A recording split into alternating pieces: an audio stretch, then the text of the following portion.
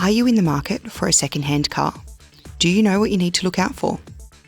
Here are some tips on buying a second-hand car in New South Wales. It is critical to actually view the vehicle and not make a decision to purchase based on photos provided. When you find an advertisement for a car you are interested in, do your homework first. Look on the web for any feedback on that make and model of the car. Talk to a qualified mechanic if they are aware of any inherent problems with that model.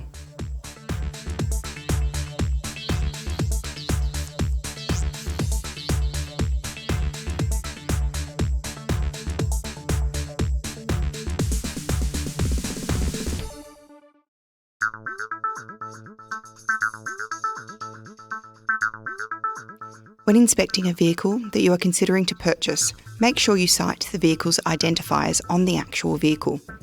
Locate and cite the vehicle identification number, VIN, compliance and build plates. Ensure that they match the advertisement, registration documents, owner's handbook and any service records if they are available.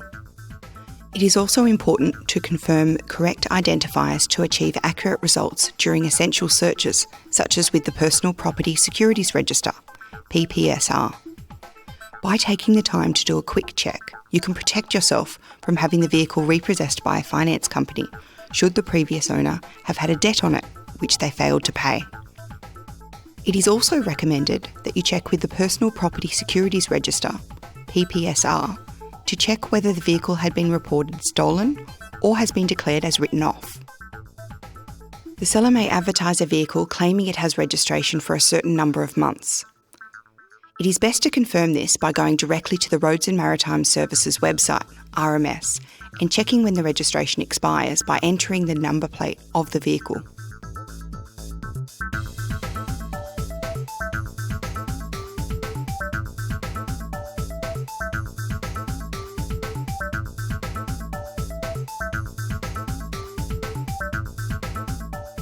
Take a slow walk around the vehicle, looking for any colour differences between panels and making sure all of the gaps are even. Look for dents and general wear and tear. Uneven gaps between panels may indicate that the vehicle had been involved in an accident and could require extensive repairs. Bring this to the attention of your qualified mechanic. Have a closer look at the vehicle. Overspray on parts of the vehicle that shouldn't be painted, such as door rubbers and plastic trim, could again indicate that the vehicle had been repaired, and there may be more serious defects that are not immediately obvious.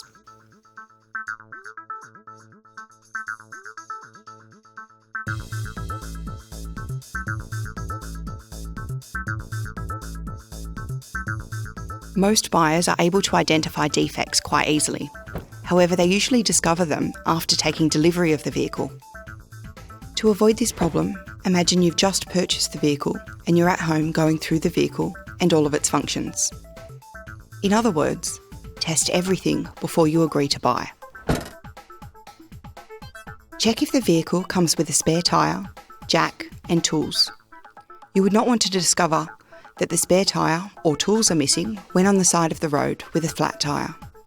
Look under mats and the spare wheel for water or rust. This could indicate a leak that may be related to poor previous repairs. This can also jeopardise the structure of the vehicle. Bring this to the attention of your qualified mechanic. If possible, lift seat covers looking for concealed damage. Also check under floor mats for any damage to carpets. While there is no requirement for the vehicle to come with a service book, it is beneficial if there is one, as this will assist in assessing the vehicle's condition. It will also allow you to do further searches in relation to who has serviced the vehicle and if the service intervals had been carried out as per manufacturer's recommendations. Confirm that the details in the book actually match the vehicle you're looking at. You may also wish to contact the repairer to confirm if the services were actually carried out. Check all tyres for their condition.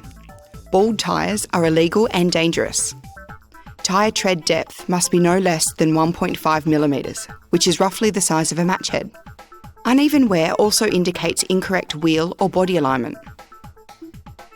Check that all exterior lights are aligned with the body and have no cracks or discoloration.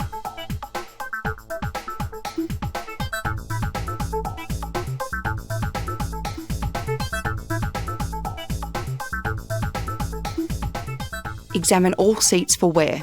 Excessive movement is a safety concern. Bring this to the attention of your mechanic. Seats must be freely adjustable. Closely examine all seatbelts and ensure that they fully retract. Frayed seatbelts are not safe and may fail in the event of a collision. Lock all seatbelts into their latches, confirming that they do actually lock properly. Check pedals for wear. In this example, metal is showing through the rubber grip, which can be slippery and dangerous when wet. This can be replaced at very little expense. Visually check all fluid levels, including engine oil, for level and colour.